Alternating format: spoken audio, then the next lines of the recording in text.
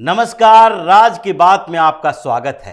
कर्नाटक में स्थिति ऐसी हो गई है कि सीएम कोई भी बने, लेकिन पार्टी का टूटना लगभग तय हो गया है।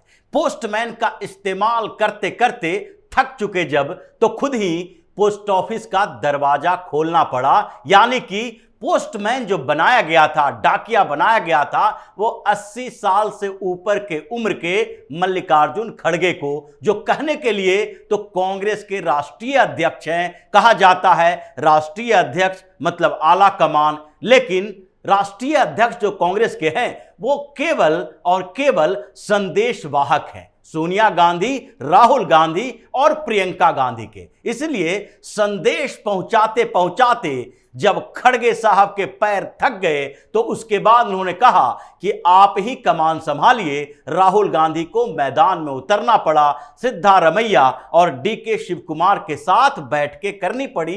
1-to-1 मीटिंग हुई। सिद्धारमैया के साथ बैठक में राहुल गांधी क्या कर सकते हैं? उन्हें तो प्रेशर पॉलिटिक्स झेलने की आदत नहीं है, इसीलिए हां में हां मिला दिया। लेकिन एक बात कहा कि आपकी भी कुछ जिम्मेदारी बनती है कि आप डीके शिव कुमार के साथ अपने पुरानी खुन्नस खत्म कीजिए और हमें रिपोर्ट दीजिए कि कब तक डीके शिव कुमार आप पर सहमति दे पाते हैं। लेकिन दूसरी तरफ डीके शिव कुमार भी पहुंचे राहुल गांधी से बातचीत करने के लिए, क्योंकि कल डीके शिव कुमार ने 40 मिनट तक मल्लिकार्जुन खड़गे के साथ बातचीत की थी रात में। उसमें मल्लिकार्जुन खड़गे अकेले नहीं थे, उन्होंने राहुल गांधी के एक और चमचे यानी केसी वेणुगोपाल को भी अपने साथ रखा, ताकि सारी जिम्मेदारी उनके ऊपर न थोप दी जाए कि आपने डीके शिव कुमार को समझाया नहीं। कर्नाटक कांग्रेस के अंदर विद्रोह हो गया और लोकसभा चुनाव से पहले ही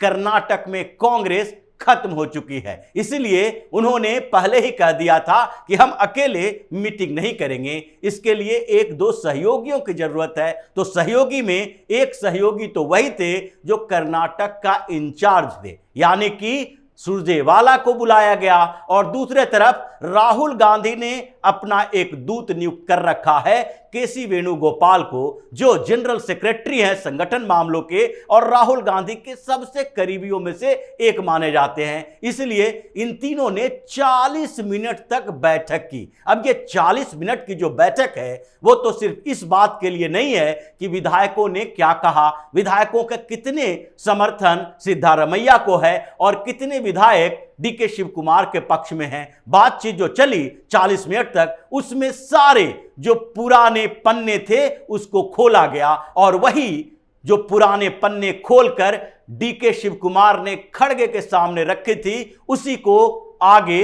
राहुल गांधी के सामने भी खोला।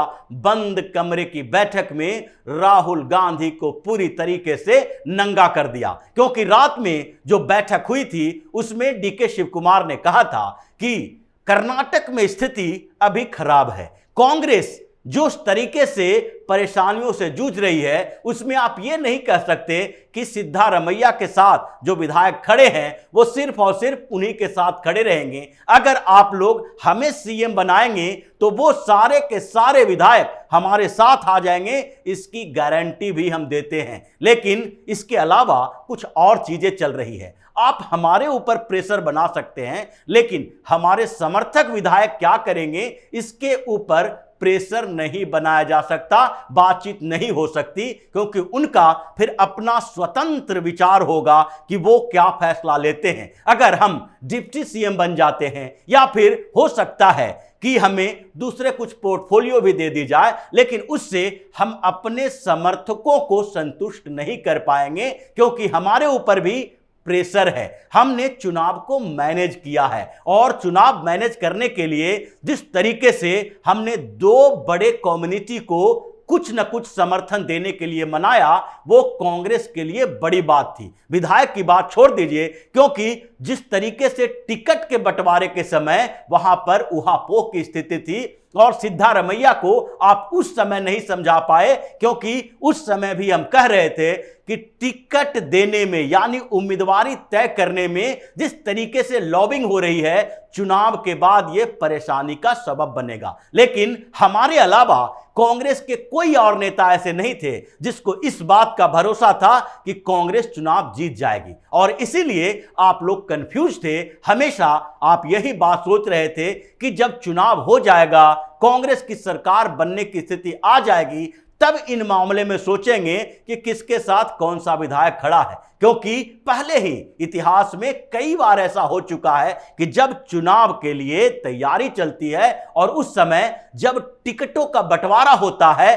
तो सबसे पहले जो गुट बने हुए हैं उस गुट में से विधायक के प्रत्याशी निकल कर बाहर आते हैं। और इसलिए हर लिस्ट के समय जो आप सिद्धारमैया की बात मान रहे हैं, यह पहले से सोचना चाहिए था, और वो आपने बात नहीं मानी। उसने अपने समर्थक विधायकों को जो प्रत्याशी बनाना था उसको टिकट ज्यादा दिलवाया, तो ऑब्वियस सी बात है कि उसके समर्थन में विधायक ज्यादा होंगे। लेकिन यह समस्या इस बात की है कि क्या जिन विधायकों को, अपने समर्थक विधायकों को सिद्धारमैया ने टिकट दिलवाया, वो सारे के सारे सिद्धारमैया के कारण जीत गए? क्या उसमें बोकालीगा और लिंगायत समुदाय का समर्थन नहीं था? क्या सिर्फ कुरुबा SC ST के समर्थन से सारे के सारे विधायक जीत गए? क्या मुसलमानों के सपोर्ट से ही इन विधायकों, एक प्रत्याशियों की जीत हुई है? ये सारे मसले हैं जिस पर सोचना चाहिए, क्योंकि अगर केंद्रीय नेतृत्व,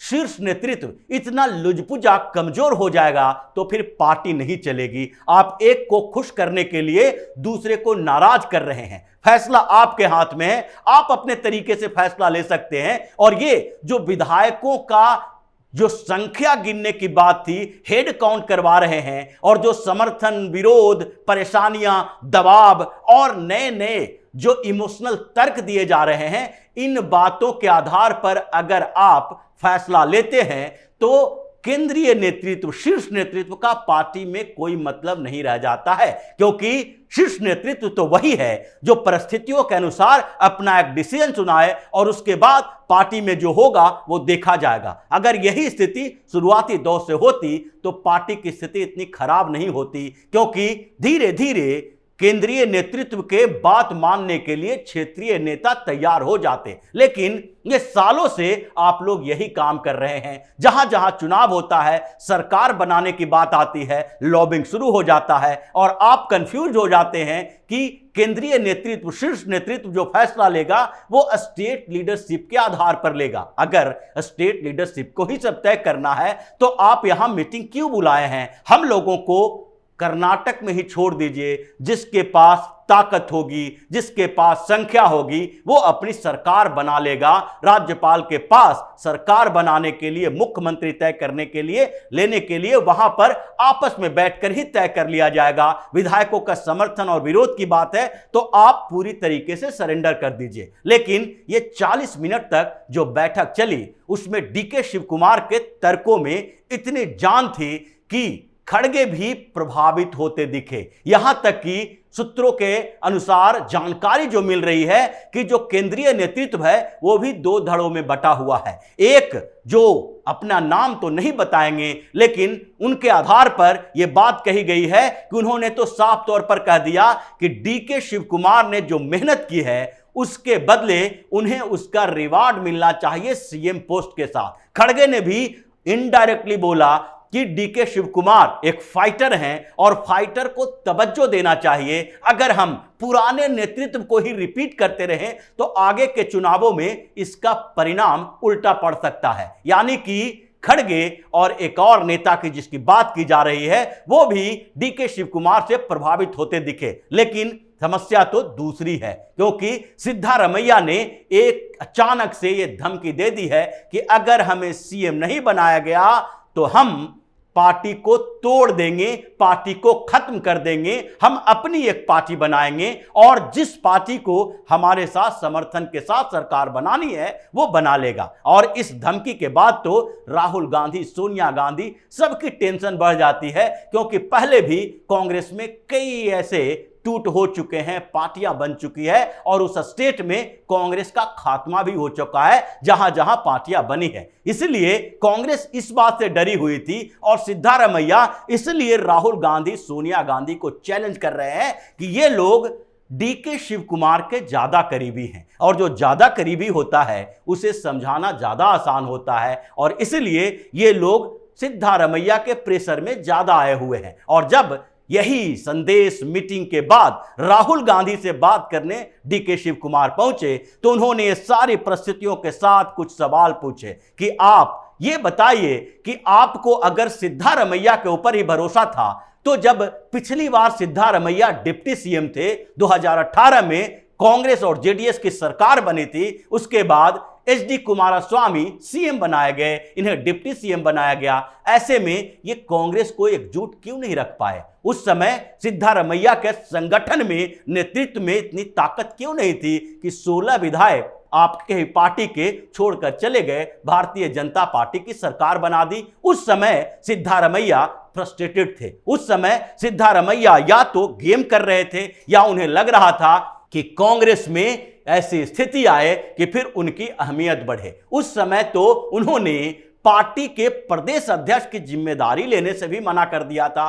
2019 के बाद जो स्थिति कर्नाटक में कांग्रेस की थी, ऐसा लग रहा था कि अगले 10 सालों तक कांग्रेस की वापसी नहीं होगी। 2020 में आप दोनों ने, यानी कि सोनिया और राहुल की बात कर रहे थे कि आप दोनों मां बेटे ने मेरे कंधों पर जिम्मेदारी डाली। 2020 से हम कर्नाटक में कांग्रेस के लिए बैटिंग कर रहे हैं, मेहनत कर रहे हैं, प्लेटफॉर्म तैयार कर रहे हैं। 3 सालों से हमने कांग्रेस का पूरा आधार बनाया, अलग अलग समुदायों को इकट्ठा किया और आप जब सरकार बनने की बारी आई, सीएम बनाने का चांस मिला, तो उसके बाद आप उन विधायकों की संख्या गिन रहे हैं, दूसरे के प्रेशर में आ रहे हैं। आप हमारे ऊपर दबाव डाल सकते हैं क्योंकि पिछले 10 सालों से ज्यादा समय से हम आप लोगों के बहुत करीबी रहे हैं। आपने जब बोला यंग इंडिया प्राइवेट लिमिटेड के लिए हम लोगों ने पैसा दिया, हम दोनों भाइयों का पैसा उसमें लगा है और इसीलिए हमें ईडी ने जांच के लिए बुलाया, गिरफ्तारी की तलवार लटकी हुई है।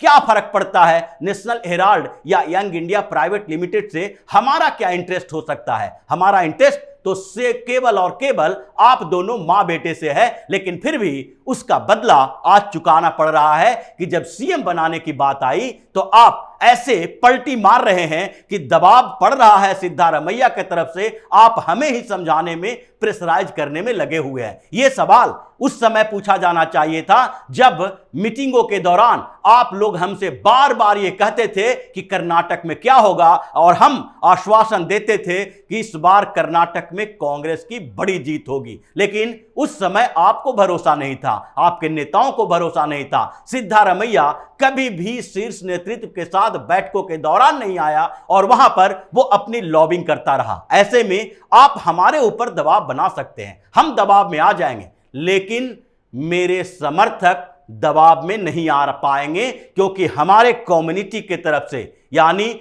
बोक्कालीगा समुदाय के तरफ से मेरे ऊपर प्रेशर है कि अगर इस बार तुम्हें सीएम नहीं बनाया गया तो हम उन विधायकों को जिसे हमने जिताया है उसे हराने की कैपेसिटी रखते हैं। वो अपने क्षेत्र नहीं जा पाएंगे और वो क्षेत्र में जब उनके खिलाफ विद्रोह होगा तो वो पार्टी से बाहर चले जाएंगे। इसी तरीके से जिन मठों से हमने बातचीत की थी लिंगायत समुदाय के, उन मठों से भी हमारे ऊपर दबाव पड़ रहा है कि हमने तो आपको इसलिए समर्थन दिया था कि आप सीएम बनेंगे, जब सीएम सिद्धारमैया जैसे तुष्टीकरण की राजनीति करने वाला व्यक्ति को ही बनाना था तो हम आपको क्यों, भारतीय जनता पार्टी को ही समर्थन क्यों नहीं देते? ये पूरी बात हुई और मीटिंग के दौरान राहुल गांधी एक तरीके से नंगे हो गए क्योंकि इन सवालों का जवाब उनके पास नहीं था। सिर्फ जवाब तो यही था कि सिद्धारमैया को कुछ समय के लिए सीएम बनने दो, 2024 का लोकसभा चुनाव होने दो,